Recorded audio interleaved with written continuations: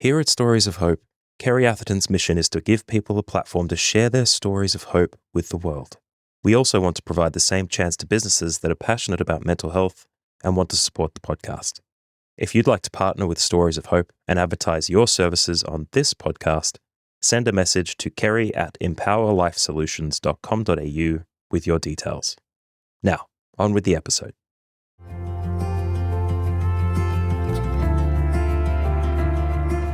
In times of trauma and adversity, we must create space for connection by sharing a story of hope. Welcome to Stories of Hope Worldwide, hosted by Kerry Atherton. This podcast shares inspiring stories of individuals who have faced significant challenges and emerged stronger, offering hope and resilience to listeners all over the world. Join Kerry, the founder of Stories of Hope, every week to hear these remarkable journeys and find strength to overcome your adversity. Now, let's listen in to this week's conversation.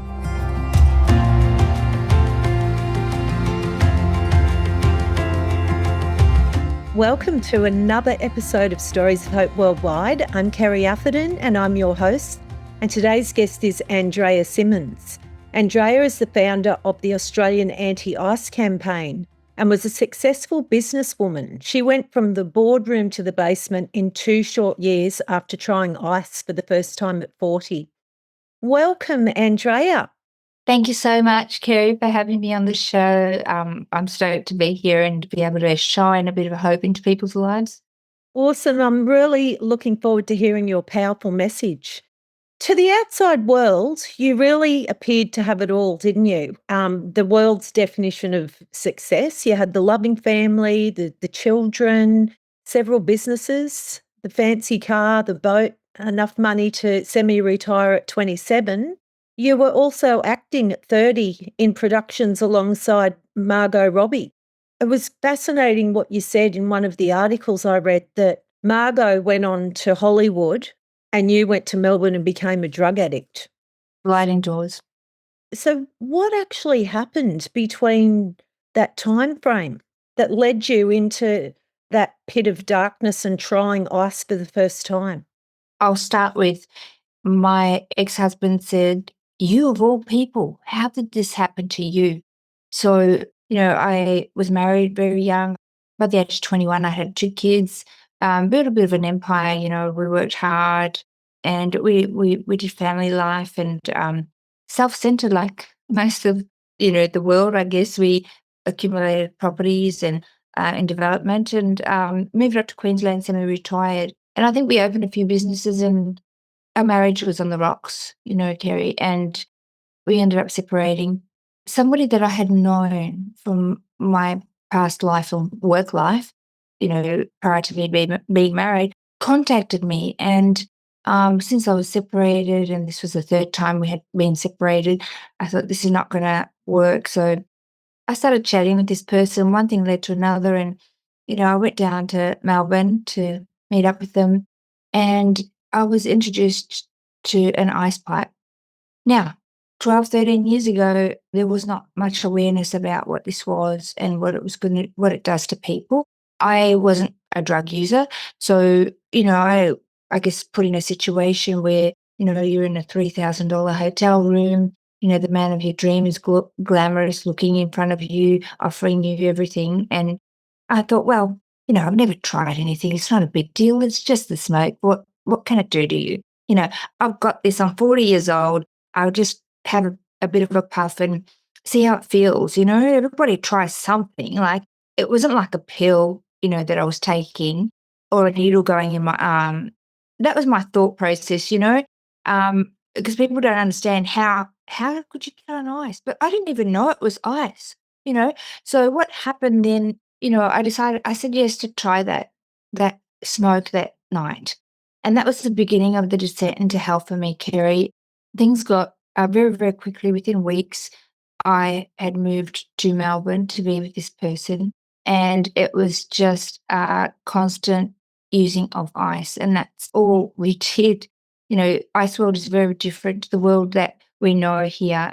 Where you go to work and you have family and you achieve goals and you look after your health. Well, ice world is a very, very dark undercover crime related, pornographic and, very, very dark area, that I didn't even know existed, Kerry, and I very, very quickly, for the need of the drug, because it took a hold of me straight away, for the need of the drug, I just got, sucked into this vortex to a point where, a year later, I wasn't even leaving the house. I was doing $500 a day, and I was in psychosis, severe psychosis. I was locked into my bedroom, and I felt like I was in a prison. I was afraid for my life. I thought people were chasing me, and I didn't know how to get out, Kerry, but I needed the drug like I needed air, you know? Yeah. It just the most, scariest and dark season.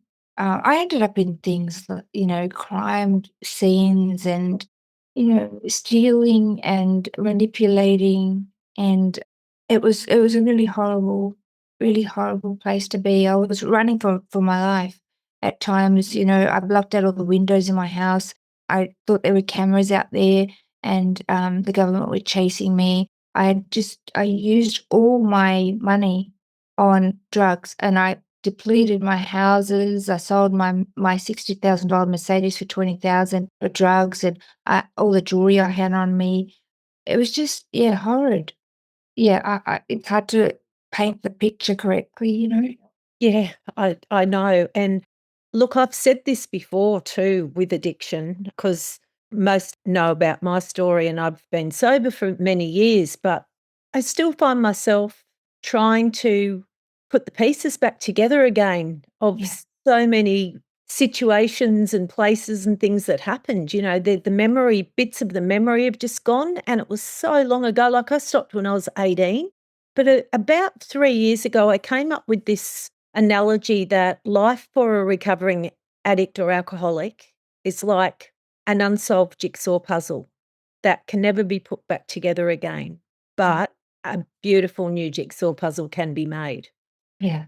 And coming to that perception and that resolution took away the not pain or not anxiety or anything about the past, but just that constant searching for answers. Yeah. And it really helped me, like, put that to rest. Yeah. And I can imagine that it would just be just so much worse on that drug ice. I have interviewed a few people that have been addicted to that drug, and they say that it's the one that really destroys your soul out of all the drugs. It really just, it sucked my soul out of me. Not only did I lose everything, monetary, like, everything I owned, my houses, my car, my everything, my personal belongings, children's photos and albums and my everything. I ended up with 2 30-kilogram suitcases that was now my life's belonging. But it sucked me out of me. Kerry, I didn't even know who I was anymore. I was that person on the street picking up cigarette butts and walking into people's houses because I thought they were stealing my phone or that they were in my computer. And, I was lost in the street once. I couldn't find my way back to where I lived, and I was lost in the street for the whole day. And the dusk started to set in, and it started to become evening, and I was sitting on the curb, and all I could do was cry. I didn't even know where to go because, I had lost my phone. It was a disaster. It's one disaster after another, and it's really a vortex. See, I usually explain, we can have life and life abundantly. We can choose that, and I took a bad turn. I took a turn into an area that I didn't have any knowledge about. Yeah. I didn't understand what was gonna happen, and, at that time of my life, I was semi-retired. I was acting. My acting coach was Margot Robbie's acting coach. We were on set a lot together. I had aspirations, dreams. My children were growing up and, they were in university, and, this drug stole everything from me, and today, as we talk here today, I have 5 grandchildren and 2 daughters that I don't I don't have anything to do with. there was a lot of brokenness. I abandoned my daughter with my mom, and, she went through anorexia because of the abandonment. People don't realize it's just not yourself that it impacts. Like, it ripples onto people around you that love you. I embarked on something thinking it was no big deal. I was going to have a bit of fun, and, I'd go through separation, and, everybody tries something. And I had no idea really what was going to happen and what I was going to live with for the rest of my life. Not only have you damaged, your family, which, you work hard to restore, and, I guess integrity and your name. Again, if you happen to come out, because only 2% of people that embark in ice addiction, out of 100 people, only 2 actually get recovery. Oh So my goodness, really? Only 2 people out of 100. And when they come out, it's not unscarred, okay? So I still right. have memory issues. I still have dealing with trauma from the past. It's something like an onion where you're peeling off pieces. I've actually died 3 times, once on this drug, and I was poly using. And I was blessed with an opportunity to do life again, and I took it with everything that I had. Is my life perfect? No, but it's pretty amazing now. But I've worked hard at it. God's been really good to me, and I've put in the work, because we're spirit, soul, and body. Once we realize that's our making, and we can't do life. I can't do life on my own. I can't do it. So I needed, I needed to tap in and ask God to help me.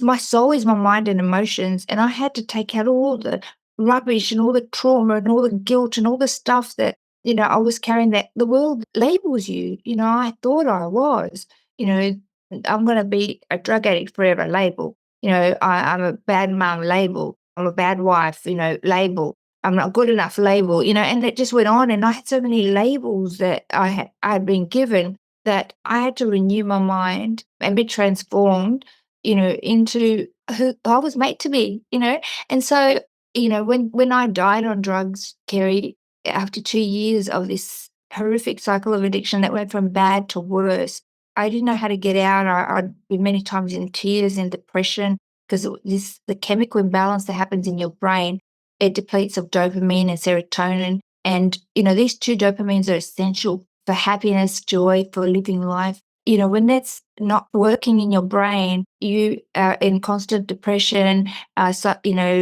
anger, confusion. And then you couple that up with psychosis, because you haven't slept for days on end. And I was weighing 39 kilos at one point. I'm currently 70, so 39 kilos was almost, half of what I weigh. And I was very, very sick. My hair was falling out. There's teeth out mine. So I ground my teeth away. I was, my hair was falling out. My kidneys were bleeding. I was very, very sick. But, after I polyused and OD'd and stopped breathing, the outcome of that, I remember, asking for forgiveness for what I'd become. I was lost. I was lost. And as I went into the blackness without being able to take a breath, I remember internally saying, if there's a God out there, don't leave me here, and forgive me for what I've become. This is what my life came to. And So was this the day of your rock bottom? that was my rock bottom. Yeah. Can you paint the picture of us Yeah. were when that happened? Absolutely. I was in a rental apartment in Melbourne on the 3rd floor. I had no more furniture, no more anything of worth, because I'd pawned everything.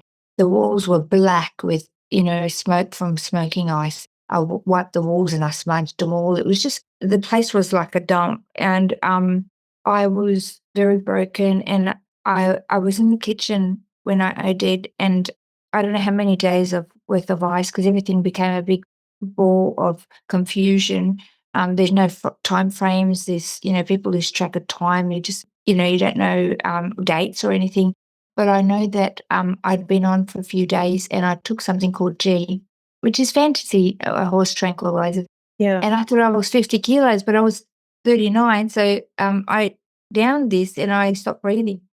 Wow. And the boyfriend that was with me, he was trying to wake me up, and I passed out without being able to breathe, and I opened my eyes and I still couldn't breathe, and he's saying, "Breathe, breathe," and he threw water on me, and I couldn't breathe, and I went back into the black, and the third time this happened, I knew I'm dying. I there was nothing left, I went into that blackness, and yeah, that's when I said inside to myself, "Forgive me for what I've become.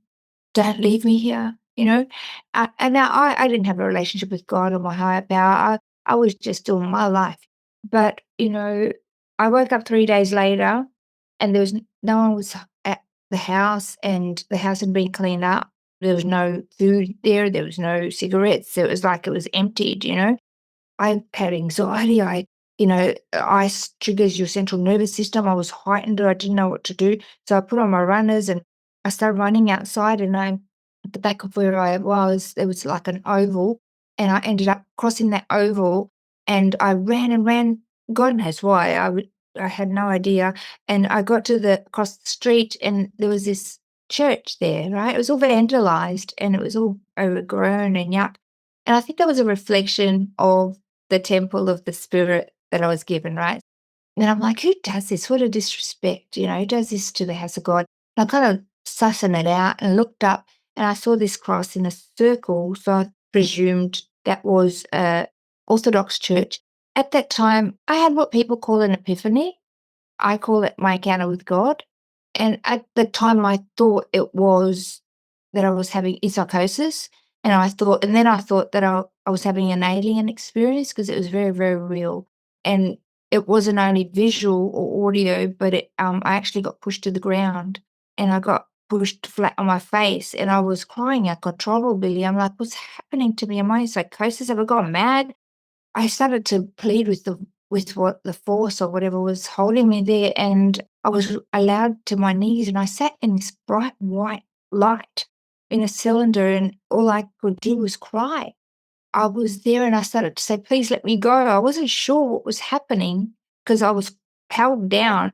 So I wasn't sure if it was a spiritual thing, or whether it was an alien thing, or whether I was gone mad, So I was just crying, and I'm like, "Help, help," and nobody came, like, nobody looked at me. So I was like, "Okay, this must be aliens." So I started to plead with what I thought was aliens to let me go. And I heard an audible voice, and it was a male voice, and he said, "Get up and go home, my child." And I went, "Oh, this is getting from bad to worse." So I blocked my ears, and I started crying louder, and I'm like, "Let me go. What do you want with me?" And then I'm thinking, this is aliens, right? So I'm like, "What do you want with me?" And then the same thing repeats inside me, and I hear, "Get up and go home, my child." And I said, "Go home to what? I've got no more home. I'm a mess. Look at me." And I sobbed, and I sobbed so deeply. I went into like a fetal position. When you cry so much that you can't even breathe anymore? Yeah. I was in that place, and I've got no more strength. Yeah. And the voice inside me said, "I will give you strength." And honestly, Kerry, I heard a voice guiding me and leading me for the next 6 months, day and night. I was like, I think this is God. I don't know what's happening to me. If I'm going crazy, I just got to get home. I got home eventually after having another encounter with the spirit at the airport. It was just so crazy. And people go, "Oh, do you think you were in psychosis?" And I said, I did. I did. I half thought I was in psychosis, but it was physical as well. But it continued for 6 months, and this psychosis spirit, if you wanna call it that, helped me every step of the way to get better. Where to go, who to see, where to be at the right place at the right at the right time to get the help or to help somebody. It was just incredible, and I had a lot of amazing people, like my mum, oh my goodness, like, she was just so confused, couldn't understand what was going on. My family thought I'd gone nuts. I had lost contact with my kids for 2 years, and, I was going to ask you about that, Andrea, because you mentioned before that you don't see them today. no, I saw look, I had a relationship with my youngest daughter for the longest time. Just recently, there's always been underlying unforgiveness, I think, and expectation. I mean, I grew up with a picture perfect mom, I was 2.5 kids, a dog in the backyard. I was at the school carnivals. I was participating, always there for my kids. So they were teenagers when you tried ice for the first time and the Yeah. marriage broke up, is that right? Yeah, yeah. Before that, like, they just had me all the time being there, and then I wasn't. Abandoned them, and, I'm not perfect by any means, no one is. We've gotta give grace to one another because we all fall, and we all fall over, That's right. And you've made a really great point there, because there is still so much judgment out there for people who are struggling with drugs. I don't think the judgment's as much for people who are struggling with alcohol, but people who struggle with drugs, there just seems to be this different stigma. But I have sat beside in 12-step meetings, counselled so many people who nobody would ever suspect had a drug problem. Yeah. And it can happen to anyone. Yeah, absolutely. As you hear this story, what Kerry's discussing might be resonating strongly with you. Perhaps you've experienced something similar yourself and are looking for support. Kerry Atherton is an experienced counsellor and wellbeing coach and has private sessions available if you or someone you know needs some help. You don't have to deal with trauma, addiction, PTSD, and abuse alone. If you'd like to talk about today's episode or your own experiences, book a session with Kerry at empowerlifesolutions.com.au or check the link in the show notes and embrace a future filled with hope. Now back to the episode. It can happen to the guy that's been injured at work, who wants pain relief, who can't sleep at night. Somebody I know, they said, here, try this, and then they lost everything within a year. And it's sad, because it's the one thing that these people that fall prey to this drug, ice, and different drugs, feel like they can never open up to anyone about it for fear of judgment, loss of reputation, shame. You've created something that's bringing great hope to people. And I love that we're talking about this, because we're creating awareness and breaking down that stigma. Absolutely. Which is really important to me. And you're one of the great success stories out of the 2 out of the 100 that you mentioned before. You've been straight for 13 years now. What keeps you on that straight and narrow path? So you've talked about your faith. What other strategies do you have in your life? Also, is what's really important to mention too is what else helps you deal with the trauma attached to the past? Because something that we talk about in the field of addictions is often people that do end up with a drug or alcohol problem, in more cases than not, nearly all cases have had some kind of trauma. But then there's so much trauma then attached to the actual addiction, and the person ends up twice as traumatized. Mm. So what helps you through all of that? Okay, it's hard to without knowing how I got here, to be able to answer that question, because, sure, everybody, when you're in the depth of it, you are, when you're trying to get clean and you're trying to get out, there's a lot of stigma, a lot of guilt, a lot of self-labels that you give yourself, for more failure. And I think that after I was gifted the chance to come back to life and do life again and get recovery, I had a lot of amazing people help me do that. I surrendered to what can I do, that, because I was meeting a lot of people that were in addiction. Yeah. And they were like, how did you get clean? And so I just started helping them with the tools that I had been given. Freely given, I freely give, right?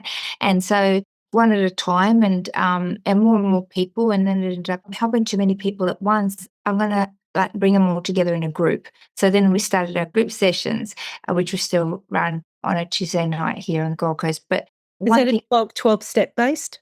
No, it's a fellowship group, and it's just implementing some of the tools that I was given. And it's a place of belonging. It's a place of feeling no shame. It's a place of leaning on one another and community of love and helping one another through life, because that's how we were made. We were made to connect. The opposite of addiction. That's right, it's connection, yeah. And so we do that on a Tuesday, but we also have a few other sideline groups from that. But once I came to the point of like, I've been gifted a chance to land again out of ice addiction.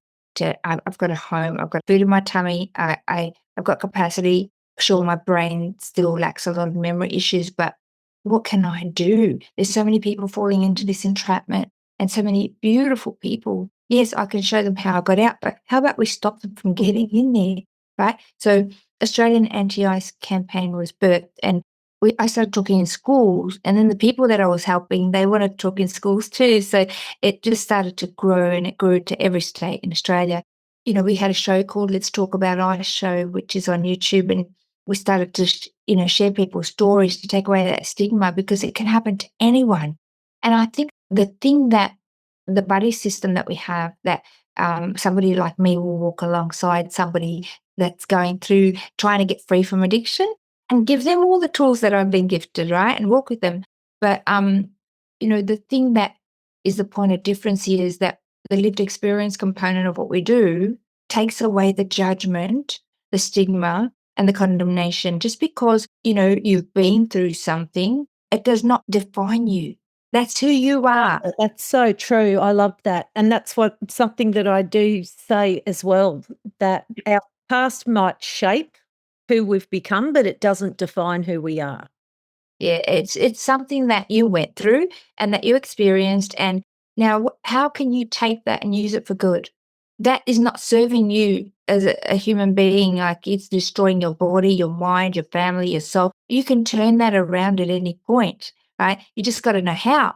So, if it's ice addiction, drug addiction, our body system is, we're more than happy to, what you've been freely given, freely give, and each one helps one. And so we come alongside people and help them create those changes. So the lack of the world's way of self, the self-help, self this, self that, let's look at us, let's look at community, let's look at who can you help today? Take our eyes off ourselves and look at the next person that might be homeless or hungry or, going through something. And I let that very early, Kerry, when I wanted to die in my early recovery, because I was in so much pain and so much shame, and I didn't know how to start again, right? So I was like, I just wanted to die. I didn't know how I was going to change what I'd done.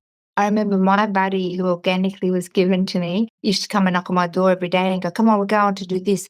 I go, you know what? I don't want to go anymore. I said, I want to die, so go away. And he said to me, don't die today, die tomorrow. Today we're going to go and help. And there was an old couple that he had cancer, and I'm like, oh, you're just so annoying. But I went like this with my arms crossed, and I was mad, and, but I went and I got there, and they were so lovely. And what they were going through was so much bigger than what I was going through.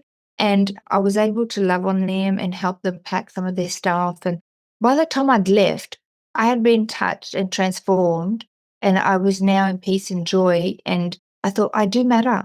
I do matter. I made a difference to those people, and I started to take my eyes off myself. So, when we're in that, I think, learning what we're here for, we're here to, whatever we've gone through and experienced, we're here to give out of that space, right? To actually take the tools you've learned and give it. And it's so wonderful that you've come to that point now where, out of that really difficult time, you've come to this peace about yourself and that you've been able to give out of that. If we go back quickly to life before, was there something that you were chasing that you were missing in your life back then? Yeah, definitely.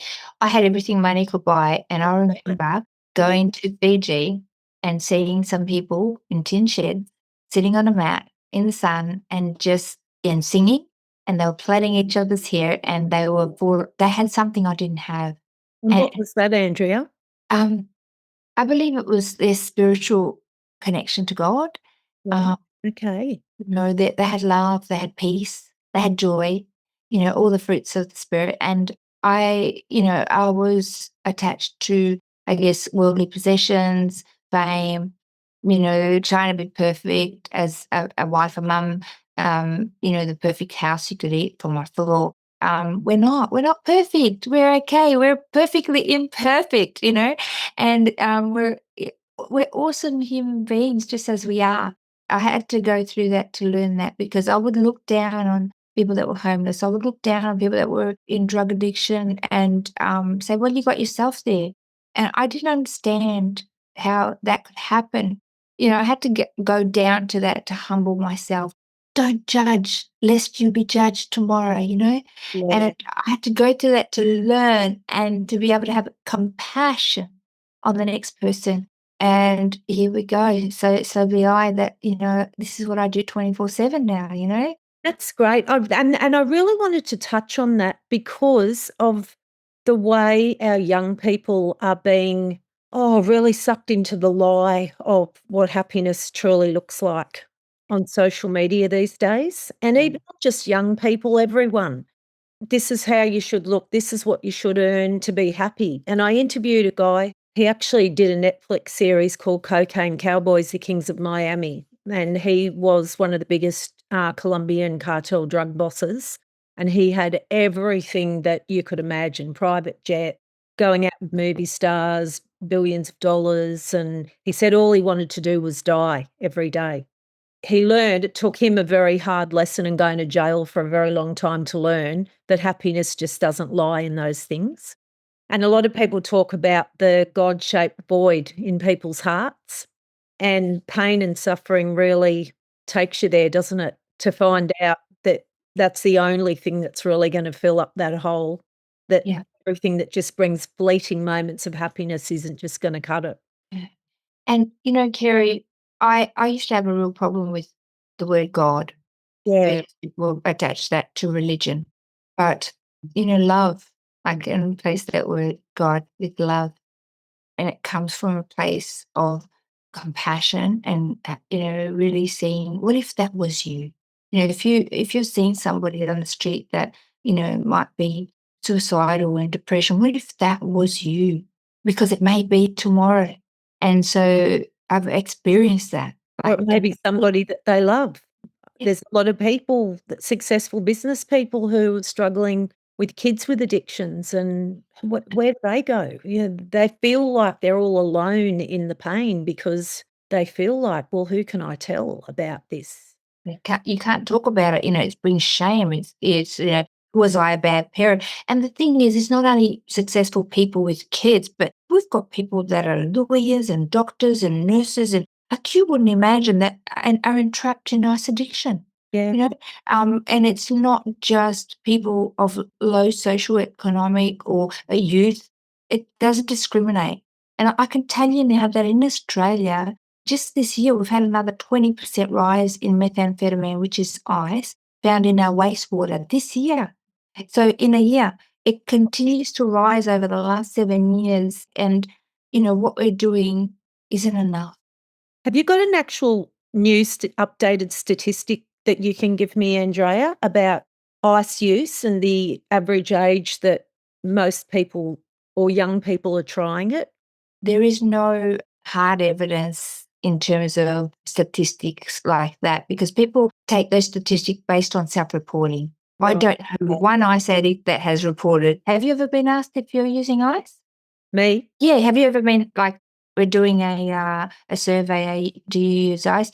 Well, I don't know one person that has. So where are they getting that information of stats? They're actually just getting it from people that have reported to ED or police or mental health services. So Yeah, so there's a lot that are in hiding with it and nobody would know. absolutely. It's not real stats. So the only real stats we can actually hold on to is the wastewater research. Right. So that everybody pays, right? Okay, and so there's been a 20% increase in the wastewater of Just of methamphetamine this year.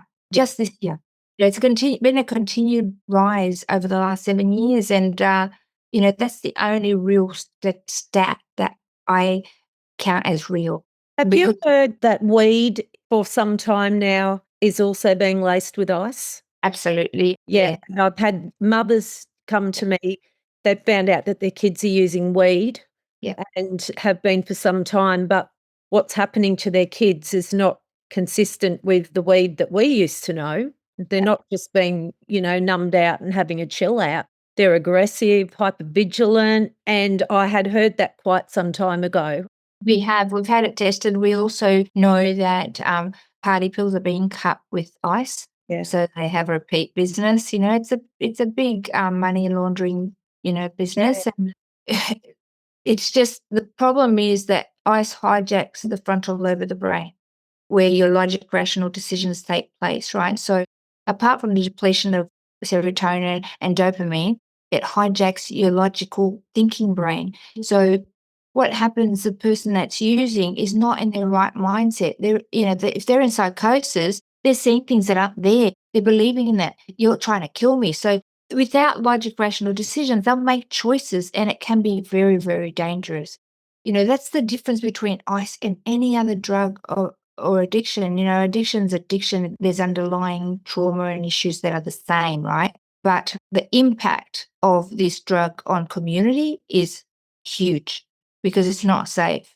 And so if they're cutting party pills with it for return business or lacing marijuana in it, it's only to get them wanting to buy it and needing it because that's right. Yeah, so more highly addictive and more money making, and it's shocking.